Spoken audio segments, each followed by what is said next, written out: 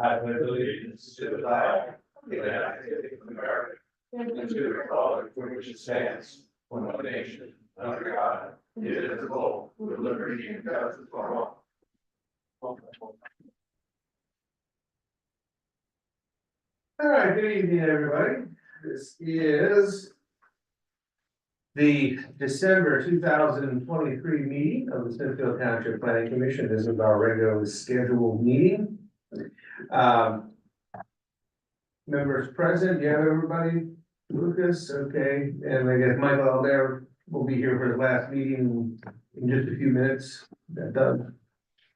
We have two sets of minutes for review. So let's start with October 12, 2023. Everybody get a chance to look at this? I saw it today, briefly. Yeah. Got a lot of hot air in October. I mean, I'm okay with it. I look over it. This is a pretty fair representation of what went down. So I'll make the motion that we approve the minutes of October 12, 2023. Second by Bob Moses. Any discussion, gentlemen? Just one question, Yeah. for Ron. Did you reach out to find out about Franklin Hill, or are they giving us another? Yeah, that's. They have given us an extension through the end of March. Okay. Okay, anything else? All in favor? Aye.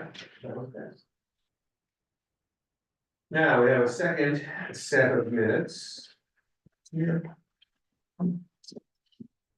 And this is from our November 9, 2023 regular meeting. Let's take a look at it, please.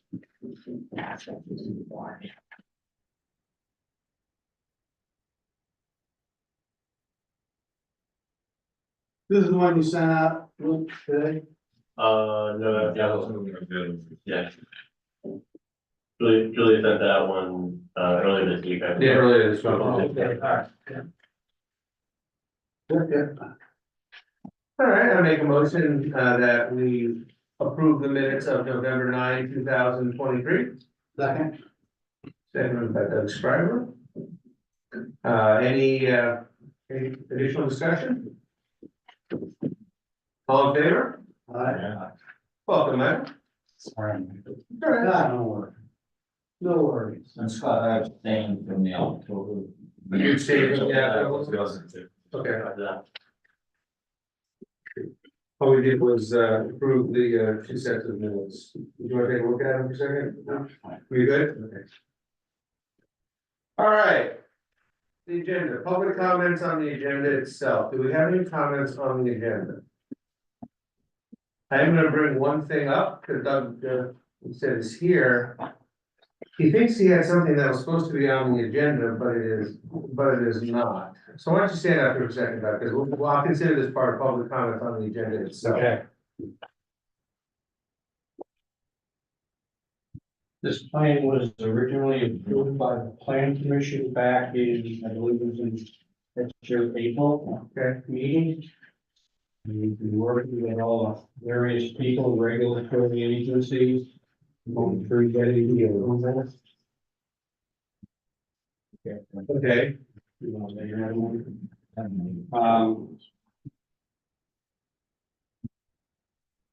That thing. And we're trying to get ready to close on the financing to be able to start construction.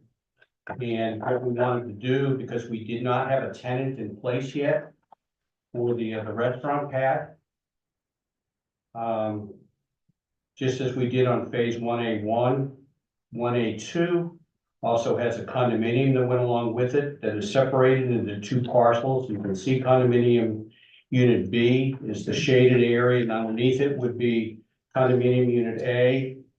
But the purpose of asking for a reaffirmation of your approval from April 13th was to just provide a note on the partial site plan that would be recorded that states that even though this plan may refer to improvements on condominium unit B, this approval no longer includes that parcel as part of the approval, that it's just for the Wawa. Okay, but it's not on our agenda, Doug, I don't see how we can take it up. I, I understand what you're doing. yeah, well, but I'm going through the presentation Okay. then, okay? And so we would be, the intent of coming before the planning commission would be asked for a reaffirmation of the approval from April 13th, 2023, with the understanding that the development of the restaurant pad is no longer part of that approval, and it's just for the Wawa. So you wanna basically unapprove the shaded restaurant area. That is correct. At the risk of being crass, I did prepare a proposed motion that clearly explains what we were proposing. Okay. Ron, can we do this? No, I didn't think so. based upon the Parkland Coleman case, it just came down a week or two ago. Oh. Unless it's an emergency, Yeah. unless it deals with something that is de minimis, that doesn't cost any money, or unless it's brought up by a resident, you can no longer make amendments to the agenda. To an agenda, right? True for planning commissions? That's for all public agendas probably, right? Yes, That's gonna go that way? well, that's the state of the law right now. That's We're talking about court now, if it goes up and it gets changed, well, okay, but I mean, Okay. before I was interpreting it, you make the change. If someone makes a motion, you can put it on, and as long as everybody's okay with it, you're okay. Apparently, the court says, no, you can't do that anymore. Wow. Well, and I can understand, I mean, look, we always get people up. For any dealing with it, but with And I it. totally understand, Yeah. what's on the agenda that, Well, understand. let's say, do you need their approval anyway? I mean, you got the approval from the Yeah. I supervisor got the last approval, night. I got the approval from the supervisors, but we wanted to cover all our bases, and we also wanted to come and talk to the planning commission. Okay, well, there's no problem in talking. We didn't want to step on anybody's toes and upset anybody, so. I'm a little confused. This shaded area here, Doug, Yes, sir. that is formerly the restaurant pad? Yeah, and we originally had a tenant that was supposed to go in there. Yeah. And due to, I don't know, financing or whatever from their standpoint, Yeah, that didn't come to fruition. right, And we're ready to start construction for Wawa. right, And if something is shown on the plan, you have to bond for all the improvements. right. And since we don't have a tenant, we don't want to bond for those improvements. So what we're doing is we're removing that from the approval for this overall phase. And we'll have to come back in with a new land development plan once we find a tenant for that lot. Okay. So just as Scott said, it's, we're just reversing the approval for the restaurant pad. Do you think we need any action on this? I'm very serious, because otherwise it'll have to be whatever the first meeting that we have in I January. don't know if you need that now, if the applicant is asking for it, but because they want to make sure their i's are dotted and t's are crossed, fine, but would have to go to January.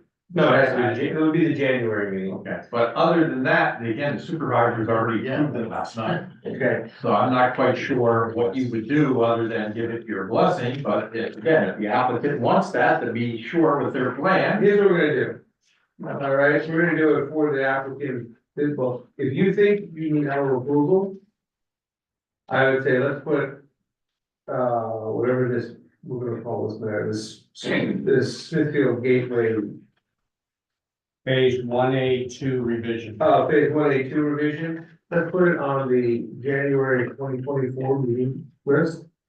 And then if you don't think we need it, I'll let you know. then you just let the board, and then we'll just knock it off the list before the beginning of January. And then I think that'll make it the cleanest story. Which way you can go, okay? We've been informed, thank Yeah, you. I appreciate And what day is you. that again? Mr. Chair, I'm sorry, though. Hang on. Second Thursday. Second Thursday in January would be. January 11th. All right, thank you, sir. Thank you very much for the opportunity to at least make that presentation. And you should know, Doug, that I spent today a couple hours going through all that paperwork. And I sent an email to Mark with a copy to you, saying everything looks okay. And as long as they post the security, I'm good with the motions. and I'll be everything. working with Mark tomorrow to try to finalize some of that, so that it's finally done. Yeah, but I think it'll keep us procedural when they're doing it that way. Okay, Thank you very much, and take care. Merry Christmas. Have a nice Christmas. Here, Okay, safe trip home. on to new business, plans to act upon, first thing, Franklin Hill Manor cable, yeah. Say, they did all that, yeah. So March, Yeah, March 29, according to the packet.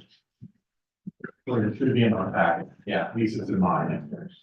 Is that the first extension request we've actually received? Oh, no, we said, we were like last summer, sort of to December. I know we've been extending it, Oh, but is yeah. that a formal, I don't remember seeing a formal. That just in. I know, it's I not. think they give you formal ones. I think I see the time coming up, I usually send them an email saying, are you going to extend again? And then if you are, here's the form, fill it out and send it back. Just want to make a copy of it. Mr. Chairman, what you might wanna know, if you don't already know it, they've extensively modified the plan. So we did receive it, but we didn't have a chance to get a review letter done in time for this meeting, which is why Oh, it was pushed off until the next meeting. okay. So it's extended till then, but you plan to have. You have a review letter in the January meeting. So Okay. Then that's what, and they'll come in for that one? Yes. Okay. All right. Cause I was gonna ask you, how long do we have to do this, Ron, but okay, No, if it's in the works, then we don't. Yes, I have to. Okay, sounds good, then this will be, tabled to, not to March, it's extended to March, we'll table to the January 2024. Very good. Conservation subdivision plan, land with the Nancy Shakaitis Estates. Hello, Hey. neighbor, RPR Hess. Alice Lennick is here. Alice is Nancy Shakaitis' daughter and the state. Her husband is here, David. We had informal discussion on this plan at the last meeting. And since then, John Tressler has requested a review. And we'd like to just continue the sketch plan discussion for the project. Oh, yeah. I don't know if you were here, Scott. Let me give you a quick update of what this is. Franklin Hill Road out here, this is an existing 17.58 acre lot. It has two existing homes on it, one here, which is accessed off Hidden Valley Drive, and one back here, which is accessed off an existing driveway, which comes back Is here. that the chalet, that, where they live? Chalet, Is that the, I'm sorry? the chalet, the house that's in the chalet? It's a raised ranch. That's the, okay, And Alice, I'm sorry, can we have your husband's name as well? David? David? Yes. Thank you. the site is sloping in this direction. There is a wetland area down here that has been delineated, that we're proposing to preserve. There's some steeper slopes up along the outside. And we're proposing a conservation subdivision. And this is really a concept that Alice has had in mind. And we were trying to work with your ordinance to do this. I don't think you've had a conservation subdivision go through under the ordinance. So we're trying to work out some of the questions in your ordinance and try to implement this. So the green would basically be open space areas, it would include wetland, it would include some stormwater management, and these other areas. The lots, by doing a conservation subdivision, the goal is you can reduce your lot size down to 1 acre and preserve area as to not increase the density, but cluster things together. So this would essentially be a common driveway that comes back, a private access drive. It would access 1, 2, 3, 4 lots total. So in this subdivision, we're actually creating 3 new building lots. This is an existing barn that would be on one of the I lots. was gonna ask where the barn was The there. barn is right, so we're looking to preserve that. So really the goal, if you can envision it, is as you drive by Franklin Hill Road, instead of seeing the traditional multiple driveways, multiple lots running right on the road and long driveways back and the houses back behind the houses that are on the road. Certainly a cost-effective way to do subdivision. But this, the vision here would be to have open space along Franklin Hill Road, have a common driveway that comes back, maintain the barn, and just keep these four houses basically kind of on a rural setting type of driveway. Any questions on that description? We do have a letter from John Tressler and have some questions to Is it discuss. presently one lot? What's that? Presently one lot with 2,000 in one, that's correct. I guess as an update also, we said we'd reach out to the fire chief. We had really talked about having just a narrow road here and having, if they ever had to fight a fire, they back out. But we looked at that, and we looked at making this turnaround in a way, wider pavement in there. And we did a turnaround and sent it to the fire chief, and he agreed that if we do that, he can get his biggest truck turned around back there. And so that's something we thought was important to the planning commission, and we can accommodate that. And it's like my house, the number of FedEx trucks that come, it will provide a good spot for them to turn around as well, which is probably a much more frequent, will be a more frequent occurrence, so. So the pavement, the roadway gravel will get wider back there, 25 feet to allow that to be accommodated. So part of the conservation subdivision plan does allow the supervisors flexibility in design standards to accommodate the specifics of every site. And we can go through that. And those are some of our questions. There's a couple things that are important for us to continue as a conservation subdivision. And those are some of the questions we have. John, can you just go through your comments one by one? Does anyone have any other questions or comments, or before we go through? Let's see if we get to mine first, but go ahead. Okay. Want to take yours first, or? I was gonna ask about the road, that's a problem with all time, Okay. What's your question specifically? it's not like that. Okay. It isn't supposed to be 40, it's supposed to be 14. Yeah, that was, you know, I have to get it. let me just summarize. I mean, I think the concept is a good concept. I don't have a Yeah. problem with the concept at all. I think the biggest issue that I did raise in my letter, was the road. So I think that's probably what Nate is trying to get answers on. So, and that is an important one, because that drives a lot of the design. So a private access drive can serve up to 4 homes. So that's, however, if you have, the way it's worded, that it can only be in a minor subdivision, and you can't have a private access driver in a major subdivision. We have a total of 5 lots, but only 3 new lots. So It's got 5. You were all on one lot to start with, Nate. that's correct. Only 3 new dwellings, but you've got 5 new lots. If you got 5 of that, And also get more. And we appreciate your, this is the input we need, because this is a major impact. That's fine. Is that one that lot one, that's already supposed to be built on it now, right? This is an existing home. It's an existing home. Right, But this is. so this is existing, this is existing, and we're creating 1, 2, 3 more lots there. So Yeah, it's yes, got 5, but it's got 5, so you're gonna have 5 new deed descriptions. we will have 5 new deed descriptions and. And there's an argument that the open space is the 6th lot too. I mean, they don't own It would be owned pretty common, that's correct. So I mean, this is where we're here. And we're looking to see what flexibility you're willing to give and what you're not. And if these, you know the history of the township and needs here. A private access drive, I don't know that there are design standards for a private access drive in the ordinance. There's for a local road or a private road, but, you know, those streets aren't restricted to just 4 houses. So I don't think you're gonna get a private access drive. Okay, well, we could with relief. So I mean, if the intent. relief, sure. Right, so, and that's what we're looking for. If you feel this is a good concept and there's flexibility from the township, obviously that's within the supervisor's realm. But you could have 4 lots on a private access drive, that would meet the ordinance. It doesn't meet it in the fact that this is a major subdivision. So, again, to accomplish this concept, that would be some relief that we would need. And I guess we're just here to talk about if you think that's reasonable relief. This is a 25-foot right of way. We have proposed a 12-foot gravel access here to be shared between these people. I live on a common road in an old hunting and fishing club.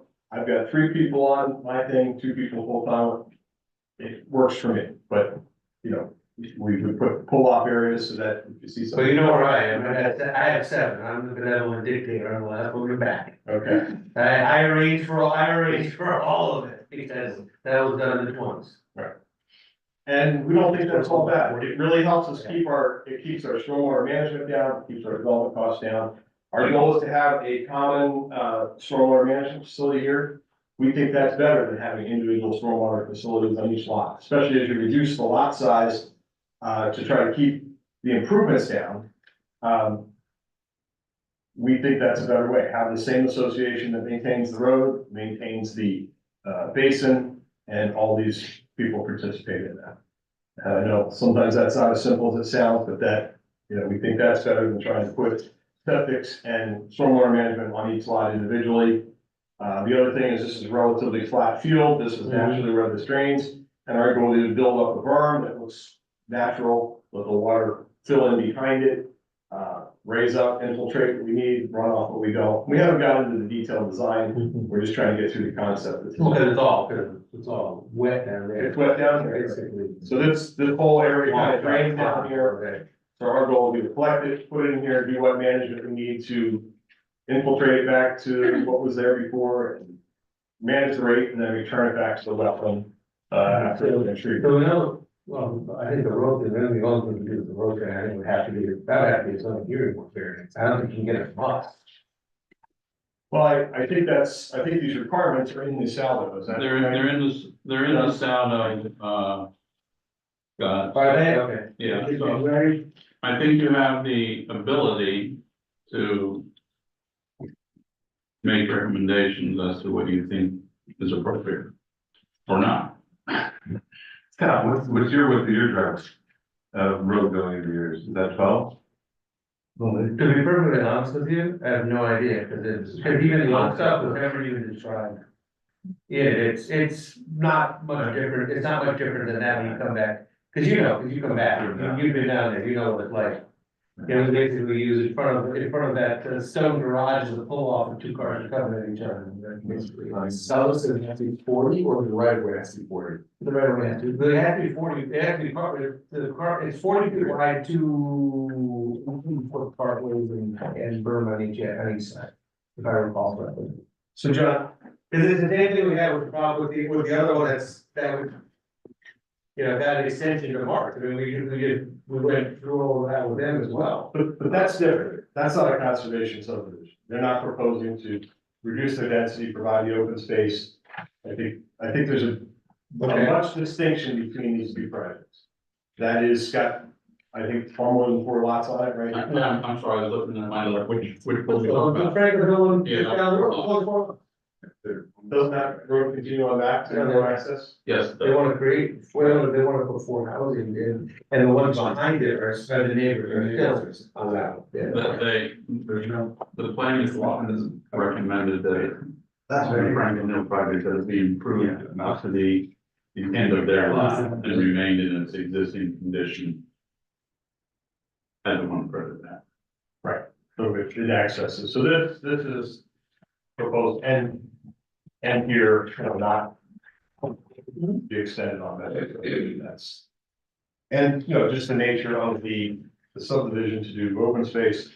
So we think we're different in our mind, we understand that you have to treat everybody kind of with the same mind. 20 feet to either side of the center line. The right of way, if this subdivision must meet a local road minor street design criteria, the right of way must be 50 feet to the 26-foot wide curve. Oh, okay. That's the design requirements. Which we think is a private access drive, where we would ask that it be considered a private access drive. I mean, that's bigger than Franklin Hill Road, so does it make sense to have this common driveway? Basically be as big or bigger than Franklin Hill Road. It would be like Franklin Road. It's obviously the case the town's ready to come and take it over, that's the way to do it, that's why we have it that way. I understand, Yeah. but we're saying we're not gonna offer to attach, we'll, never. You may not. Right. So, for We that, may both be dead by the time something like that may happen, when your stormwater stuff fails. 40 years down the road. It will, it always does, it needs maintenance, and you're basically putting all the stormwater maintenance in common on 4 people. I got enough problems collecting some money for snow plowing.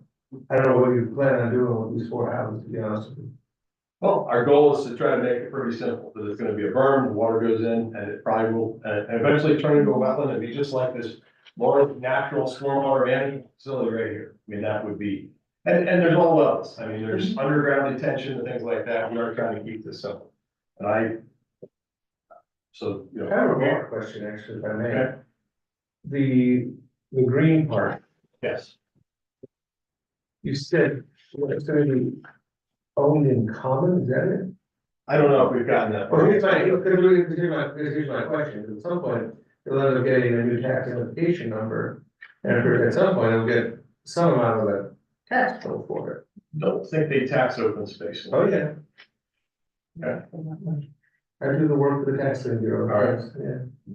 So roadways, they don't, but It won't be a lot, but somebody's gonna have to pay, it. If somebody doesn't pay it, and somebody swoops in and tries to buy it at a tax, Right. they'll not, and they think they just bought all this open space.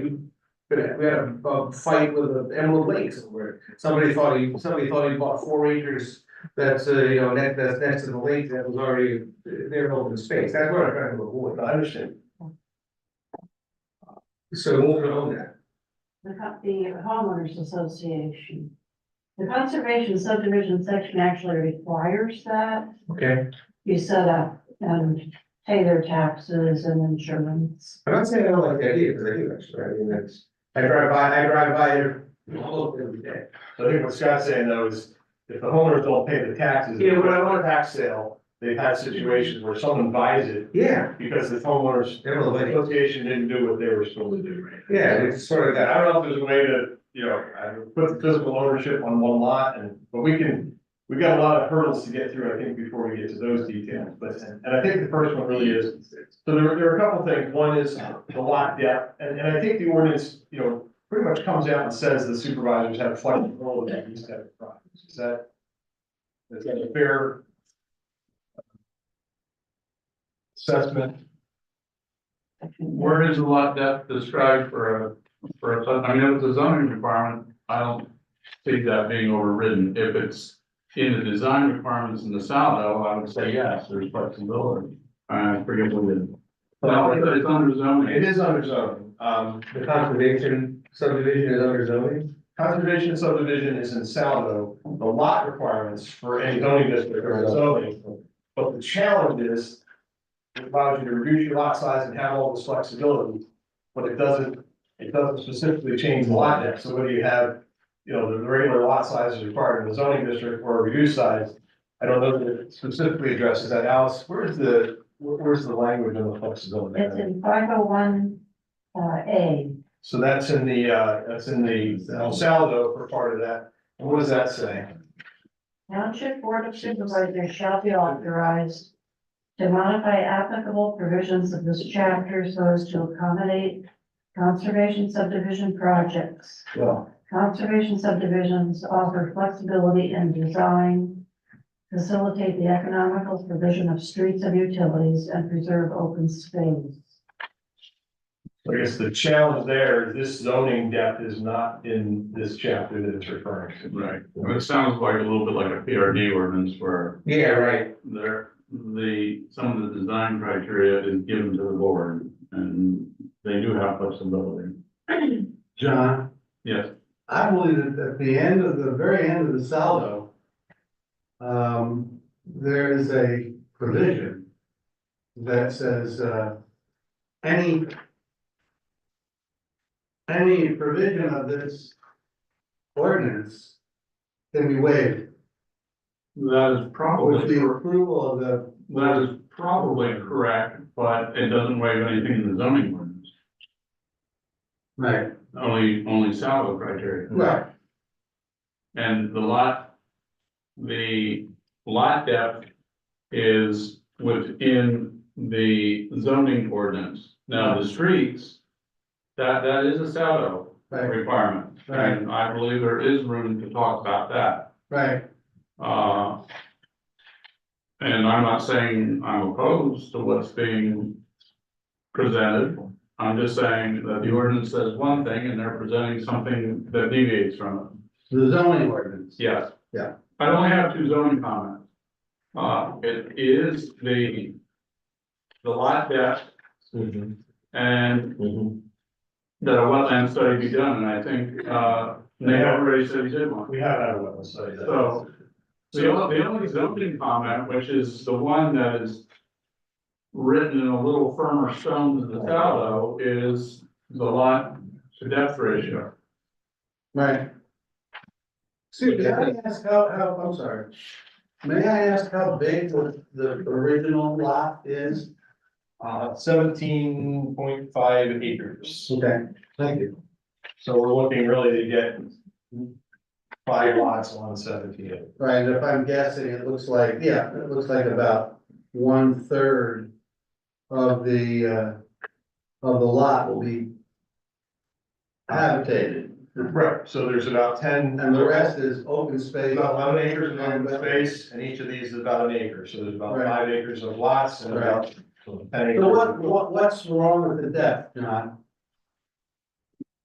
No, to say lot depth is defined as the average horizontal distance between the front and rear lot lines. Yeah. And the minimum lot depth in the zoning district is 175. Now, what's minimum lot area though in the zoning district? 2 acres, 80,000, so that's part of the. That's part of the problem. Disconnect between the conservation subdivision and the old zoning, is that you're allowed to reduce your lot size, but it still has the same lot depth. And this is, you know, for this particular lot, because we're trying to hold the existing road and not create. So, you know, I think if that's the way it is, and then we understand that, This is an R2 zone, Joe? this is an RRC. RC, okay. So that, I think that's, unless we can find a way to get our lot depths met, or find another way to get relief from the zoning ordinance. I think that's, I think we have a good reason for it. It just may be. How deep are your lots? I don't even remember. So that's 60 feet. I would say these are at least like 120, one or so. That's, Can I see it again? so some of these are fine. But this one we could probably make deeper. We're trying to figure that in now. This is not a problem. That causes a We're not problem. saying there's gonna be, if you look, there's 120 feet, you know, we're probably pretty close. We're at 150 probably. So we could look at that and try to make that. No, I'm probably that way. Well, here's Franklin. Wondering how many ways are skin cat? Well, yeah, we've measured depth off this road here, you know, this has got a good depth here. Does it have to be measured there, or can it be measured from? That's Mile Road? I was looking, I don't know. I didn't have this one from here. I mean, technically, I would measure that from Franklin Hill Road, that's the name. Yeah, that's the one for it. I would normally measure there, which means looks like you're okay, but. This one conforms, this one can easily be made to conform. This follows what, the existing driveway, and you got the barn here. There's the barn in the way, and we have the property line, so we're kind of standing. This one should be fine. This one, I mean, we could reconfigure this, and we gotta get our septic system, so there's a lot of things involved. I think we have an idea of what we need to do there in front of us in terms of like. You know, literally, across from where we had the home. I think you're gonna say that. Yeah, so I think the direction we're getting is we either need to find a way that meets the definition or get relief from zoning and form variance. I think we have some reason. Right, I mean, you have reasons to do that, yes. Again. So those are the zoning comments. And then whether this is a major or minor, I think the really only significance of that is whether we can have a private access street or not. And I'm just gonna go through these. Open space, we need to show that we have adequate open space, what we intend to do with that. Again, we have 10 acres of open space. There is a pretty significant wetland area in there. We are proposing to put stormwater in there. We could provide those details. A site visit at the discretion of the township. I think as we get further into this, we would encourage that if we proceed. The T turnaround we talked about, Yeah. I think T turnarounds are, permitted code, and again, this is a T turnaround on a private access street rather than on a regular street. This is drag. How do the opposing traffic get past each other? That's what we talked about, we would put pull offs, so if you see your neighbor coming down, we make a spot where you could pull over and then you go by and Right. you wave hopefully, and Yeah. however you choose to greet your neighbor, you can do that on the way by, so. I don't know if I'd recommend this, but I was just thinking lot 2 could probably be accessed by a separate driveway. It's a little silly. But then you would only have 3 on the other one, and you wouldn't meet the needs of the 40-foot, right? We'd rather work with the township. I know, I agree, I think that's if we can, if we gotta do something quirky to make it work, we would. But I think, you Or know, can you just have 40 feet for the first bit? Because then after that, it's only 3 people? No, it's all over. Yeah. It's gotta be. Like those pull offs, that's the only way you can do it. Let's say a pull off here, right, and then I said, just also silly, and so. Just for reference, Hidden Valley Road is only probably 12 feet or so right now. yes. And we're not proposing to add any more houses to that, or just. I think there's two issues relative to the road. One is the width.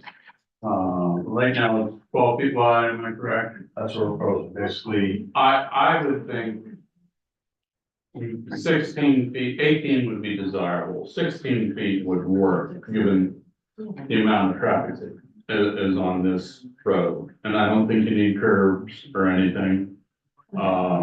But if the planning commission believes strongly that a two-way access is desirable, I would consider something between 16 and 18 feet. And then the second consideration is, does it have to be hard surfaced or can it be gravel? Again, it's up to the planning commission, past practice, what the ordinance says. Do they need, even if we're agreeable to this, they would still need modification from the ordinance because the ordinance doesn't provide for this. That's right. Right. But you can make that recommendation and then the board can do with it what they want. If that's how you guys feel. If you feel that way, then it's clear what the ordinance says. So just John, so I'm clear, in appendix B, you're considering all private streets to be, whether you're a private access street or a local road that is not dedicated, is that the category you're? That's how I interpret it, unless you can find something else, I'm open to. I can't find anything either when we asked this question originally. So I guess the only issue with that is it doesn't really, I think if that was I don't know what that means exactly. It's not defined, private access street isn't defined. Private access street is limited to 4 houses, but private streets are not limited at all. So it's kind of so I think That was bad writing. so, Well, what you've got, there are 4 houses on a private access street, right? correct. But there's some other things in the ordinance that aren't consistent that say you can't have a private, if you have 5 houses in a subdivision, even though they all access off this, you can't have a private access. Yeah, 5 lots. So it's lots. So somehow we would need, so I think what we're looking for is, we're really trying to keep the improvements down, keep the impervious area down, and the cost down to implement this type of development. If we put all, there's an option to put the houses all right up here, with individual driveways out, that doesn't require anything other than just private driveways. So I think, the goal of a conservation subdivision is try to work with the township, do something that's a little bit maybe out of the normal, and to do, I think, what is a good design, and that's kind of what we're asking, and, we want your honest opinion, because, we'd like to either. It's not minor subdivision by definition, no? That's a little cloudy too. You could probably argue it both ways. A minor subdivision is not supposed to have any new streets. So if this has a new street, they're saying it's an existing driveway. But if it's gotta be improved to a new street standard, then it's a new street, then it's no longer a minor subdivision. And the zoning ordinance says if it is declared a new street, then it has to be treated as one, therefore. Under the ordinance, it would then have to be what, paved?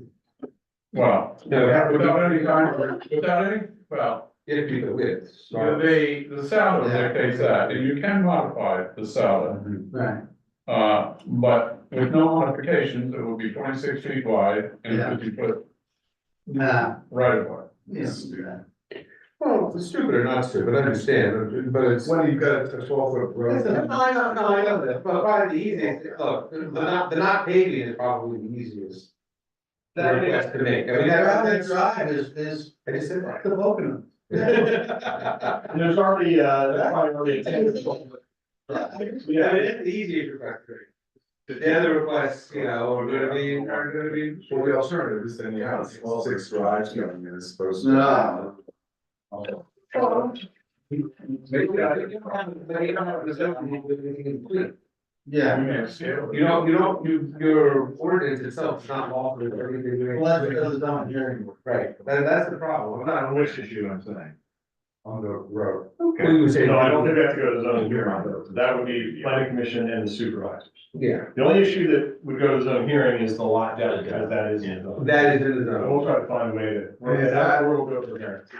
So I think. I'm sorry, I was a little stupid. So what you're saying is, now we're taking the road and we're putting the road as a saldo issue, yes? No, it is a zone. It is a zone. It's a doubt. Got it. Goes in the lots. And the saldo issue sounds pretty flexible to me. Yes. I think there's I flexibility. think that's what we. Subject to recommendation and, you know, but nothing is formal at this point, but we're asking, because this is important for us to proceed, we need to know what we're designing to really understand the Now- impacts of stormwater and all that. In pursuant to my native stupidity, the depth refers to the depth from what? From the right of way, I can probably look up the definition, it's a little different in every, I think it's on the front. Lot line to the back lot. Where's the front, and where's the depth? This is the front lot line along the road, and this is back, Okay, right where's back. the front lot line for this lot? Is that this one? So this one has more than enough there. The lot depth is defined as the average horizontal distance between the front and rear lot lines. Yeah, No, you've got regular lots for the most part, so it's pretty. The question is what's front? I think what Doug's asking is the frontage on the private drive or the frontage is supposed to face, is the front line supposed to face the public road, which is front of the road? No, it's supposed to face direct. You're right. Your access. So in these, I'm sorry, in these along the private drive, the depth is this direction. No. And in this case, for this lot, since it fronts this road here, this existing road, that's the depth. And that's fine, that's plenty, And that's good, Right. right? Okay. So I think on that issue, we're clear. That's out of your hands really. It's between us, the zoning officer, and trying to come up with something that meets. And if we can meet it, great, and if we can't, we would be going through a variance for the lot depth. The road, I think we'd like your input on the road construction standard, because that's important for us to know cost wise, stormwater impact wise. What we requested is a 12-foot wide gravel drive with pull off so you can get by your neighbor. We've heard John's recommendation and we'd like to get, you know, I don't know if this is something that make a recommendation on, or at this point, or just informal discussion. Ultimately, we would have, the supervisors would have to agree to this. But that's really what we'd like to get your input on, so we know how to proceed, or, you know, if we can proceed with this. And it's currently 12, it's currently exists. I'd say it's probably about 10 now. or Yeah. maybe. It's basically a car length wide. Stops you from doing 18-foot and then letting it grow over. Nothing, but the right of way is there. The right of way. The easement is there if you ever need to clear it back out. So this is 25 feet. The width of this right of way would be 25 feet as proposed, which would meet, I think, the. But widening that would even further negatively impact your depth. No, This is 25 feet here now, or the right of way is. It's just we would have a lesser, you know, you always need a little room to grade and things like that. So that this width is shown as 25 feet. We're proposing the 12, take the existing 10-foot driveway and widen it a little bit. And so 25 feet by 25 feet, you mean 12 and a half feet from the center line? Correct. So the total width across this right of way is 25 feet. We had proposed using basically half of that area to put a 12-foot road cut. The ordinance requires 25 feet, and if you call it a private road, which could be any road, not just a private access street, it would require 18 feet of traffic. And that's, Question for you, does what you are proposing, would that preclude building something here on this piece? yes. Okay. We're proposing that this will be open space. Yeah, right, that, And that's part of the goal, is Yeah. to Love it. not see all those driveways and all those houses. yeah, Love it. okay. Just a, no, we don't have to, well, there really isn't anything to act on, this is really kind of. It's just, we've got lots of thoughts on road, I don't know if there's a collective thought, or that's, If Dave struck there, I would ask him, and I could ask you. When I had a new road, new access driveway put in for my home. I had, Roy Possinger, God rest, came in with a paver. Exactly the machine that you would use to lay down bituminous pavement. But he loaded the paver with. two-way stuff, Pressure run. two-way stuff. It was pressure run with river bottom mud, he said. This is it. That sounds like a PennDOT, that sounds like a Roy, This is a Roy Roy Possinger. Foxinger interpretation of a PennDOT specification, Yeah, and he laid that down, and I swear it has been. My parents did that to their driveway. 12 feet hard pavement. Yeah. That's how good it is. And the secret is to also get the drainage right, so we would do that, I mean, we would have. Exactly. It's There's water and going down across here, and we would have to collect that and get it. Yeah, you got that done there in the low spot, yeah. And that truly is the secret to maintaining gravel. Yeah, that's right. When you go back home, say go down to your drive. Oh. And you'll see, because before you get there, you'll see exactly what this is all right. I was trying to think of a way to, so that your driveway could be just in 3 lots. Does it really matter from a practical standpoint? The practical doesn't, from the zoning it doesn't, so, or not from the zoning, from the south. Oh, but the salad is flexible, so. That flexible though. It's It was that flexible, we would bother. It says any provision of this act may be And we're, waived by the supervisors. well, and we're the first one brave enough to come in with this conservation subdivision concept. I mean, because it's takes more time, it takes more input, and we appreciate your time in that. Let me maybe summarize. It seems like there would be some consideration for relief on whether this has to be paved or gravel. Is that? I think that's probably your easiest one, actually. Okay, so that there seems to be some agreement there. That's good. The width, we need to convince you that we have adequate pull-offs or adequate width. John's made his recommendation. And I think, we're somewhere between 12 and 16 or 12 with pull-offs. I think we've got some fair direction there. Yes. So, Scott, how wide did you say your road is? Mine, Yeah. He doesn't know.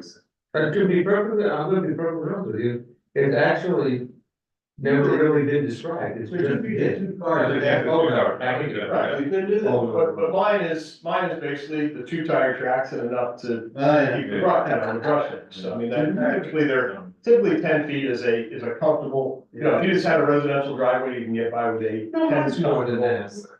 12 is, Mine's probably 16. I think it's 16 feet. Probably 7, so then you could, the border lane one. you get into 2 8-foot lanes, you can pass at a slow speed. It's too tight with the brush, we usually pull in each other's driveways. Right. That's right. Yeah. It happens, there's several of them, it happens, and it happens on a fairly regular basis, but it's not an insurmountable, that's not an insurmountable problem. From my standpoint, wider would be better. Okay. Gravel is okay with me, I mean, geez.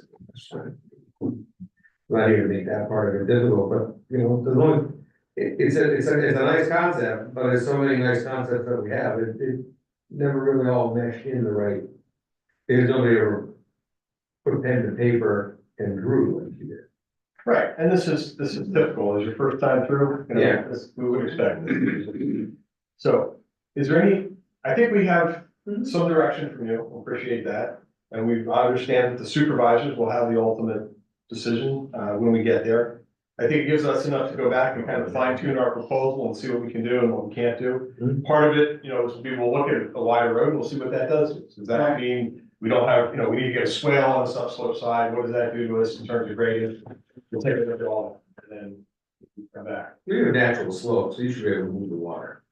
Oh, yeah, we have. Oh, you got slope. We've got some, yeah, it's not bad down here, we've got some slope, but that makes it hard to grade the swell, then you get that, but anyway. I'll just offer one more comment. Sure. And I live on a 750-foot long driveway with slope. Mhm.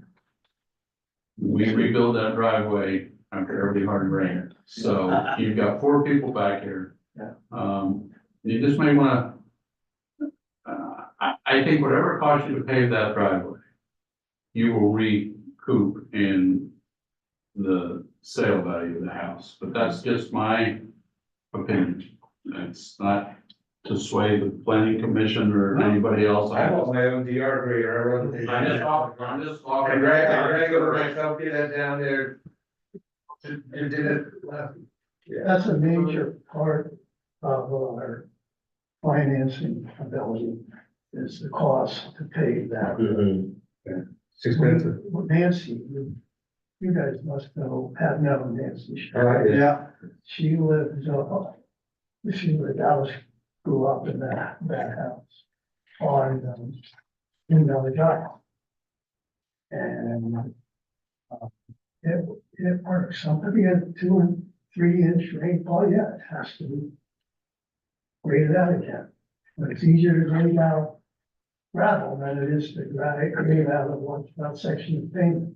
But it's not easy to get 5 people to agree to pay the guy to grade it out, because nobody's gonna buy their own bulldozer. That's your problem. It's a lot easier than shared private road.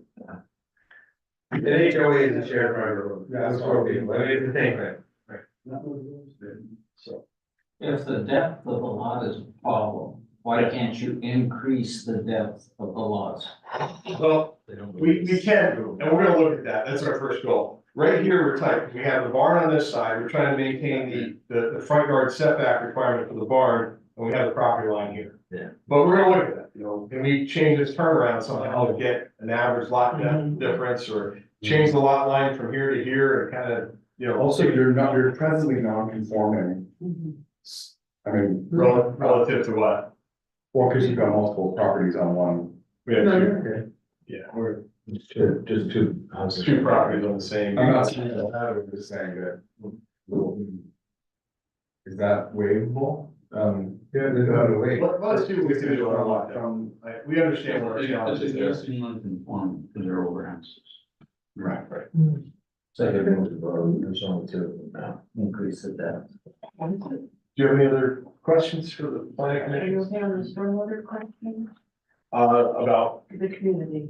having and that was all, that kind of kicked it, if you had a community stormwater system, it kicked it in a major subdivision, I think, which made it where we couldn't have the private access structure. So I think we need to get after relief in one way or another. I don't think anyone's opposed to having a common stormwater facility here to handle the road and these houses versus trying to put an individual little stormwater system on each one. I think this is the better choice. Right.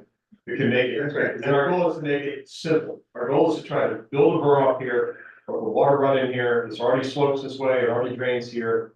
We'll see how that works with all our NPDS calculations and everything, and our soils testing, but that, if we could do that rather than having all these little ones that are in the ground and all that, and people maintain. Yeah, because I think there's the a, ordinance says, right, all stormwater has to be regulated on site, right? I don't know, but I'm in favor of what they're proposing. I am too. so, That part of it's perfect, that's perfect.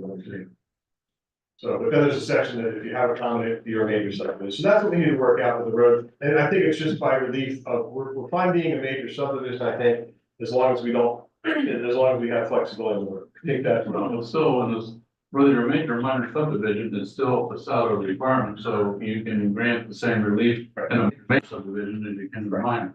So, And we understand, we need all the agreements of a major subdivision and all, so we understand the reason. Are there any other planning commission comments or recommendations? No, I think everyone seems to like the concept. love to help. I know that. Good. We appreciate your comments and, your time. Have a great holiday. Thanks, Nick. We'll see you, next year sometime. Good luck. Very much. Thank you. Yeah.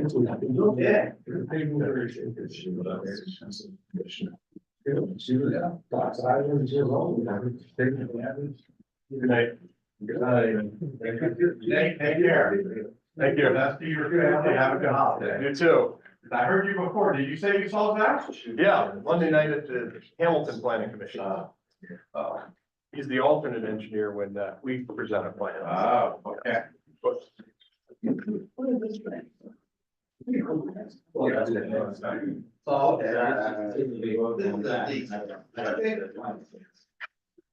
All right, everybody. No, I was gonna say, thank you for your service, how do we do that? Here, before we close up tonight. Michael, it's been a pleasure serving with you all these long, I'm really elected supervisor. I'm ready to be. The supervisors are legally allowed to be planning commissioners, but I ought not to do that. Oh, really? Yeah. You should. Only one. Only one, okay. And it sounds like, Otherwise, then you have a forum of your supervisors on planning commission. oh, that is complicated, all right. And you were saying that The supervisors supervisors are, are accepting applications for interested parties to fill. This. They have spots. two. Potentially two, yeah. And there's something through December 28th. Correct.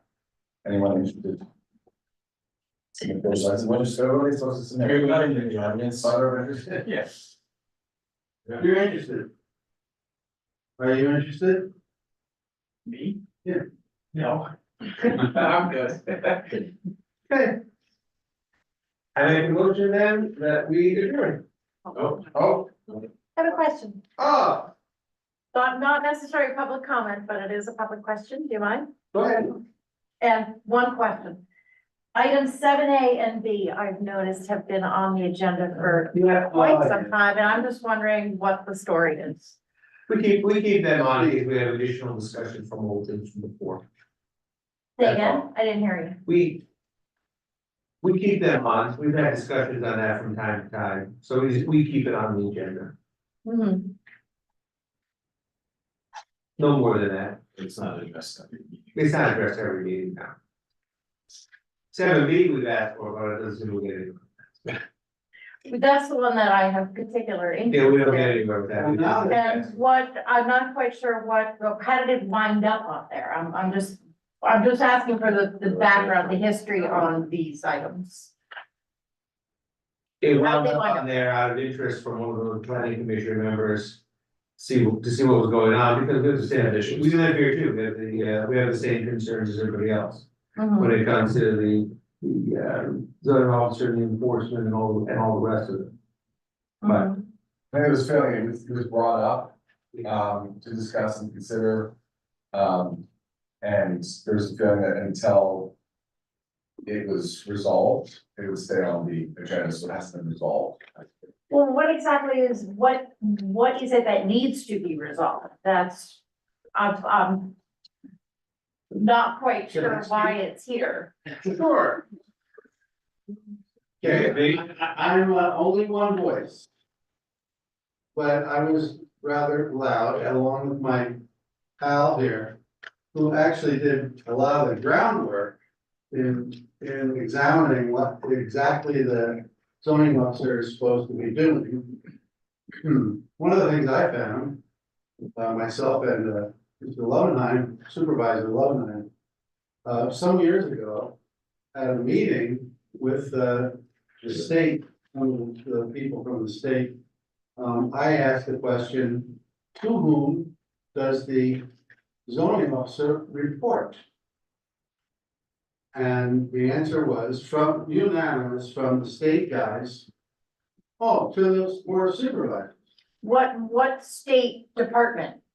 What were those, Ben? They were like educators from. That's probably.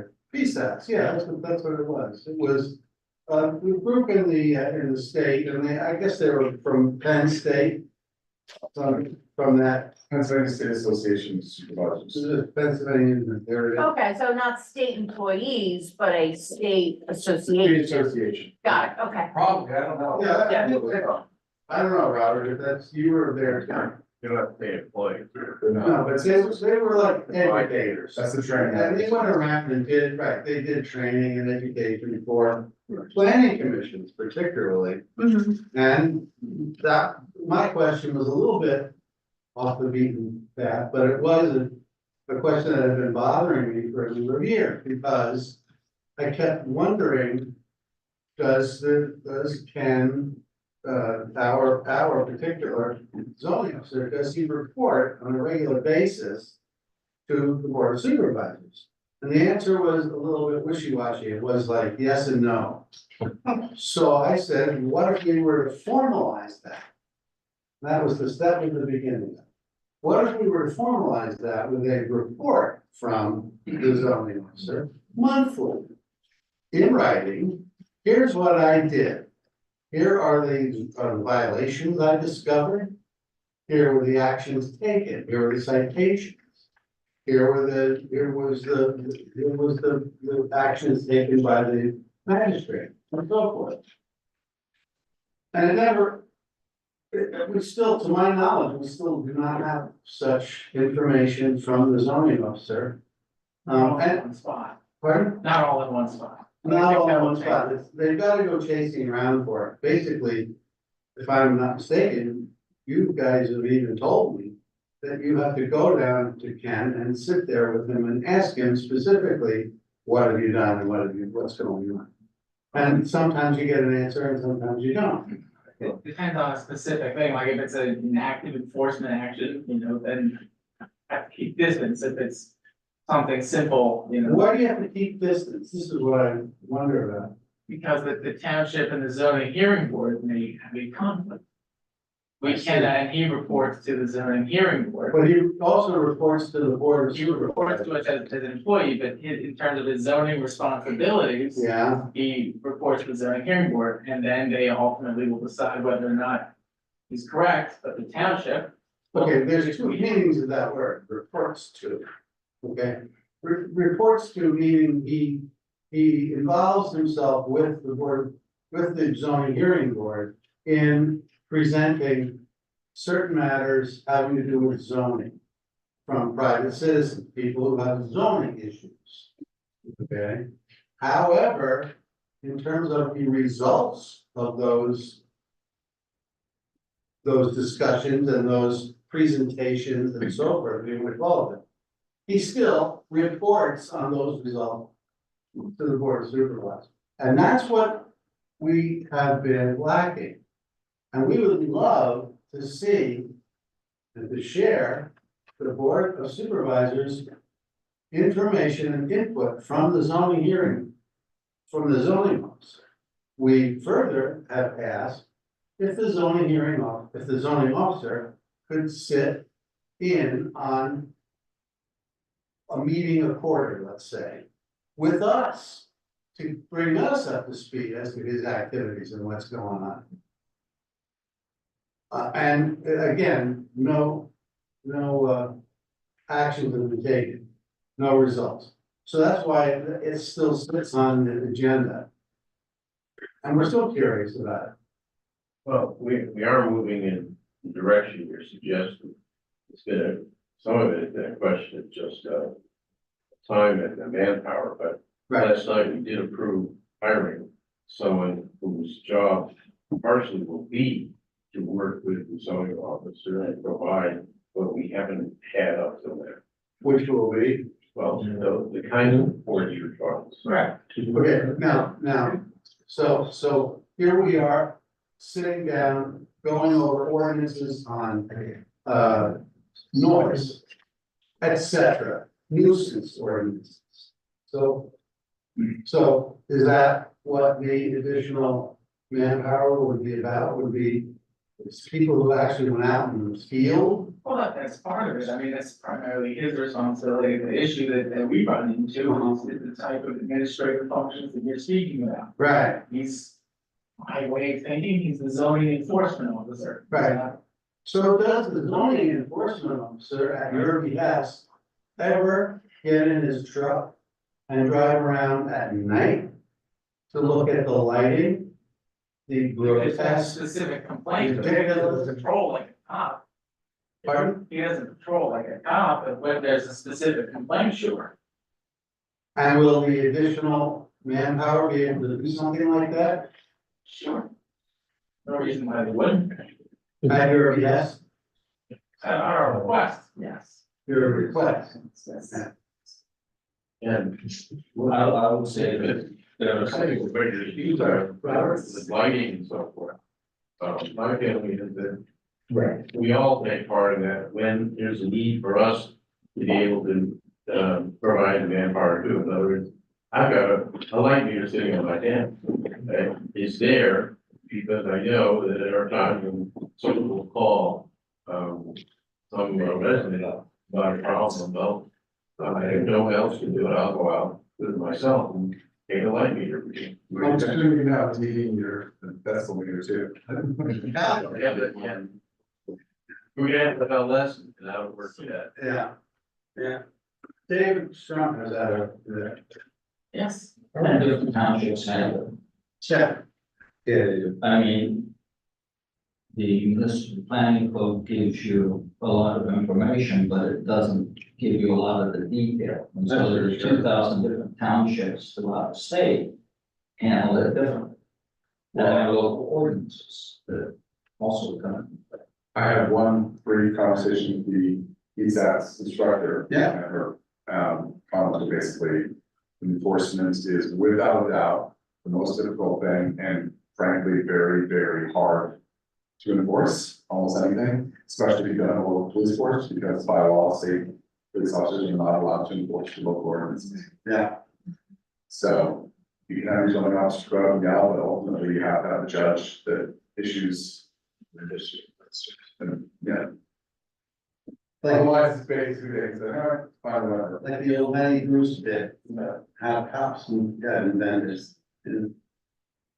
I'm not saying Joe is fault, of course.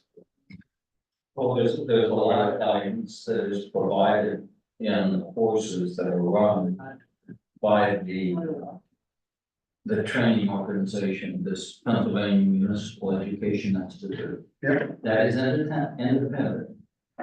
Some of the courses that they conduct are sponsored by townships, but it's the same training. Some of them are sponsored by boroughs. It's the same training. The PSAT exclusively does second class townships, like, and the squad, sorry, I'm not sure, they'll do second class township trainings. Right. I think I wouldn't think it's a little different from. Completely different code though. Yeah. 100% different code. So I do have two more follow-up questions. Yeah. Is there a job description for the township zoning officer?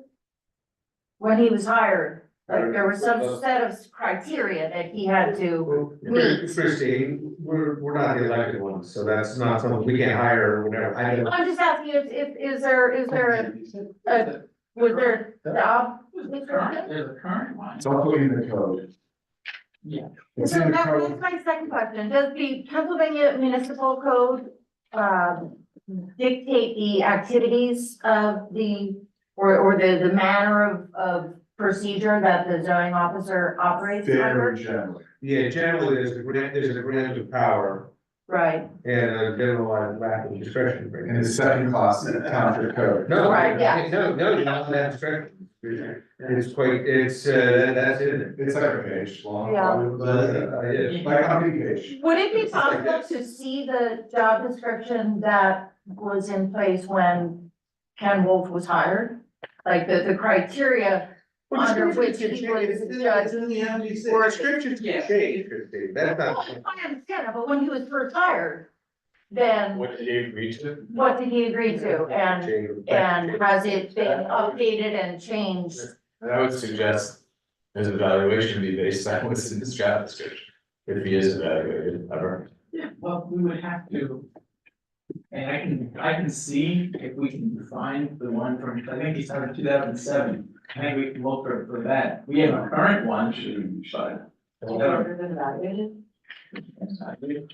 Couple of times, I can never recall.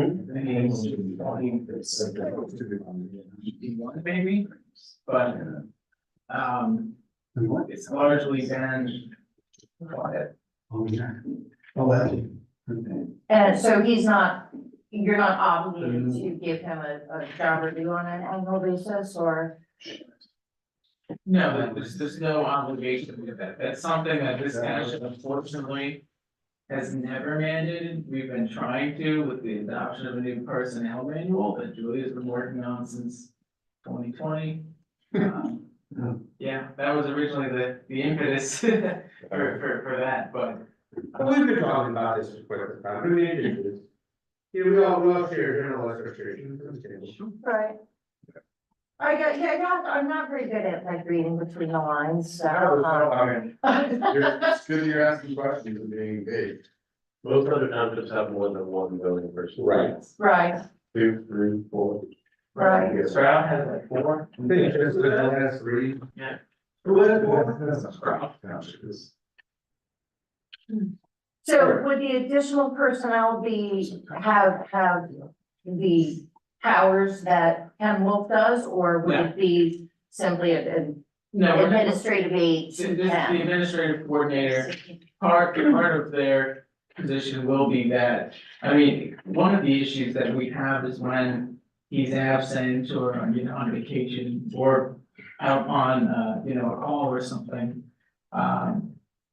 He won't have all the permits exactly like in the front, so one of our thoughts was we wanna make sure that regardless of whether or not he's here, it's easy to retrieve a permit that you've already been granted, and submittal. So that's going to be part of this person's job as much as a lot of other administrative function, the newsletter, website maintenance, things like that. But no, the goal is to minimize Ken's actual administrative function to make sure that he can smoothly do the enforcement without the additional struggle of doing some of these more. Sure. But Hey, guys. that's the goal. We're gonna have to kind of, I think we're gonna bring this to a conclusion. Thank you for indulging me. You're welcome to speak. Thank you. I make a motion that we adjourn. Second, all in favor? Yeah. Merry Christmas, everyone. Happy New Year. Happy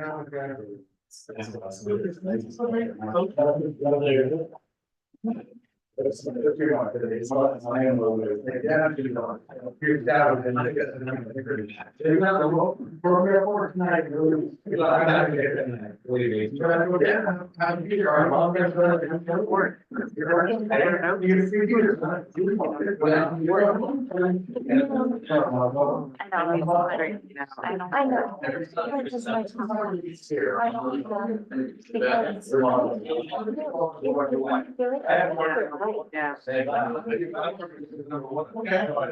Yeah.